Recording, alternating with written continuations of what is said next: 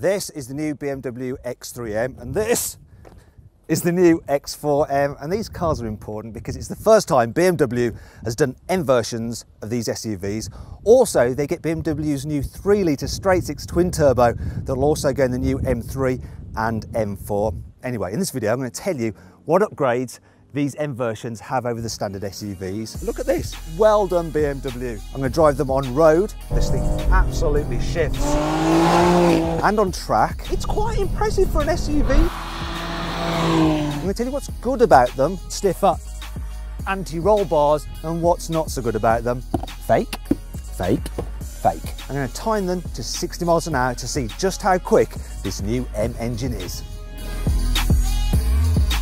Let's start this review by talking about the styling upgrade this M version has over the standard SUV, and I'm going to focus at first on the X3M because I did a little poll on my Instagram account at MattWatsonCars if you want to check it out, and you said you wanted me to focus on the X3M, but I will do some stuff on the X4M later.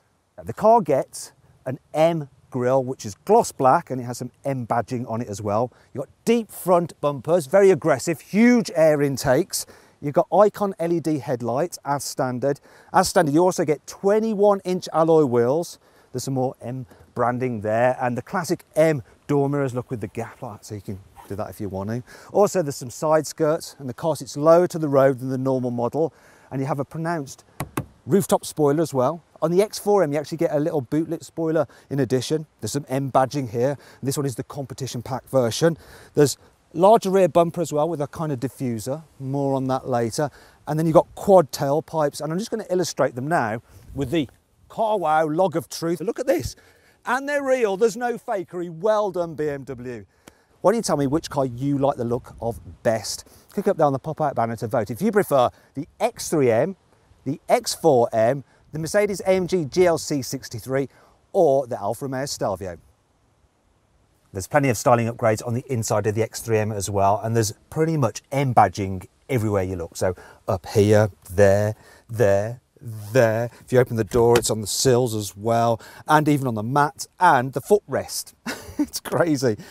You also get these sports seats as standard, and they're electric and they're heated and they're really nice. They hug your body just about right, and they're made out of soft merino leather, and you can upgrade them to have this two-tone effect if you want it to look like you've spilt chicken korma all over your seats. Now the car also gets carbon fibre and aluminium inlays up here and on the doors as well. There's an M-specific steering wheel with some M stitching.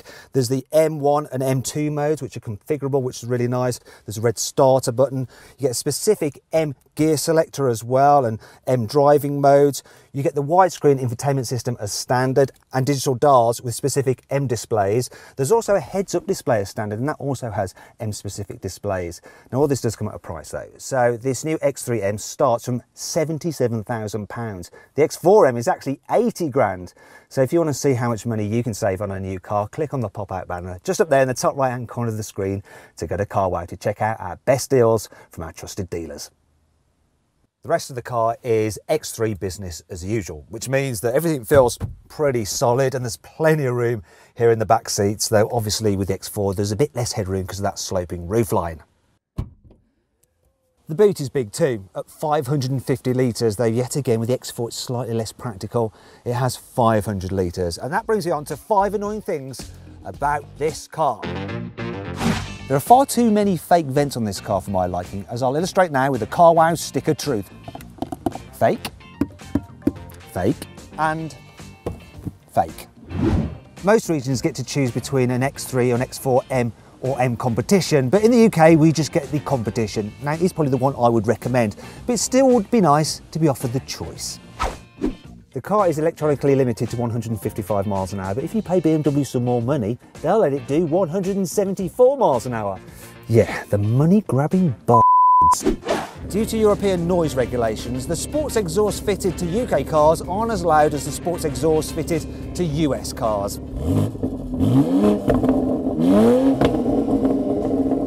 God damn it!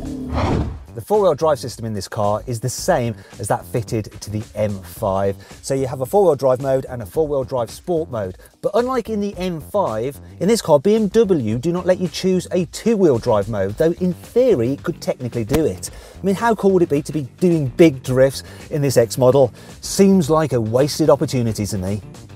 Thankfully, it's not all bad. The BMW X3M has plenty of cool features which helps make up for all this. Here's 5. You get M Performance brakes as standard with 4-piston calipers and 15-inch discs. There's extra bracing in the engine bay, in the boot, uprated suspension and stiffer anti-roll bars, all to help improve the handling. The special M configuration buttons allow you to set up the car exactly how you want it, so you can choose the perfect settings for your engine, your gearbox, your suspension, your four-wheel drive system and even your stability control, then just access them very quickly. There's an electronically controlled rear differential which can send power to the wheel with the most grip for excellent corner exiting traction. This is BMW's latest M engine. It's codenamed the S58 for all you anoraks out there. Yeah, you know who you are. Anyway, it's a 3-litre straight-six twin turbo with 600 Newton meters of torque and 480 horsepower in the normal M version and 510 horsepower in this M competition pack. According to BMW, this car can do 0 to 60 in 4.1 seconds, but I'm not going to take their word for it, am I? I'm going to launch it. I got my special timing app on my phone up there. I'm going to put everything into its sportiest setting. Gearbox into sports mode as well. Turn off the stability control. Left foot on the brake, floor the throttle. Launch control engaged, let's go. That's quick. That's quick, and that is 60 way back there. 0 to 60 in 3.8 seconds. They didn't lie. It's actually quicker than they said. There is no doubt that this car has plenty of performance, but what's it like to live with every day? So I've got everything set to comfort mode apart from the engine, because why would you buy an M car and drive around in efficient mode? Waste of time. When everything is in comfort, it's really quite relaxing. So the suspension is firmer than the normal X3, but it's not terrible. It's actually dealing with bumps quite well. And the gearbox, it just blends the gears together nicely. It's a great 8-speed unit, this. But when you put your foot down, it responds instantly and off you go again. And oh my God, this thing absolutely shifts. And it sounds pretty decent as well. Good news is though, when you come to a corner, it doesn't just run out of ideas and fall over. It handles like an M car should. Well, an M SUV at least. It's easily talented enough for the speed limits on the road. You can have fun in this. And that kind of like sums up the car. It's for people who want an SUV, they want the raised driving position, they want something that's practical for their family, but they also want something that will thrill them when the opportunity arises, and this thing will.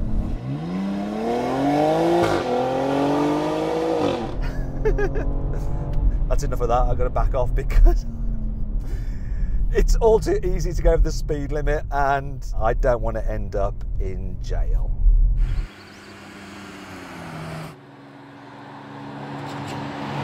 Now, it wouldn't be an M car review if I didn't drive it on track. So here I am now in the X4M on some circuit somewhere in New Jersey. I don't know the name of it, but it's quite tight, it's quite technical, and it should put this car through its paces.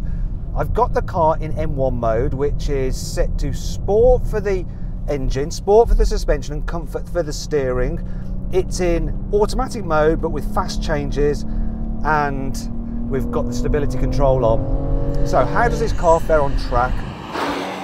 It does a good job. It stays nice and flat.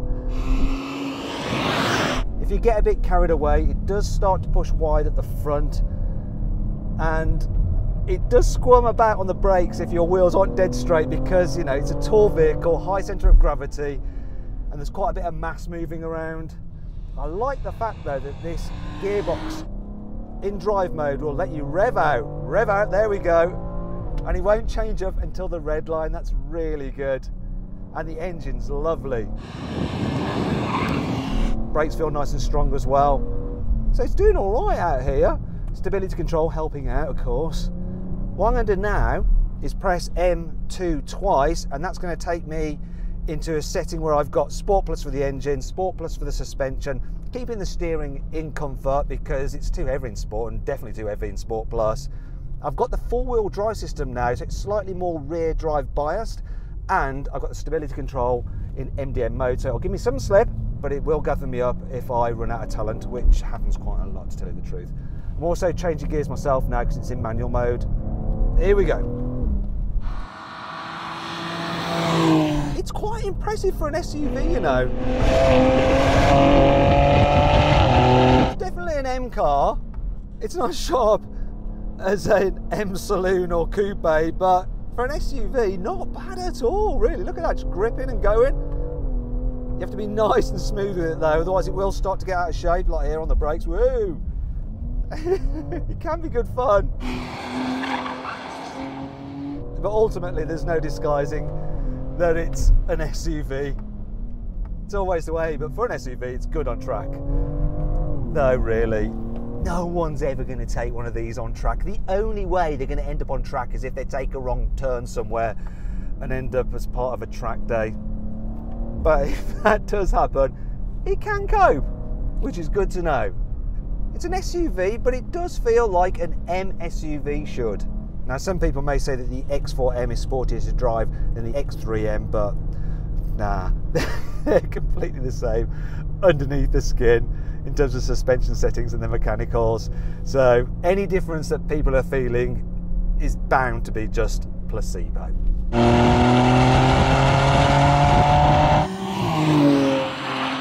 So then, what's my final verdict? Well, between the X3M and the X4M, I would choose this X3M simply because it's more practical to drive. They feel exactly the same and they're fun for SUVs, and the engine is mega.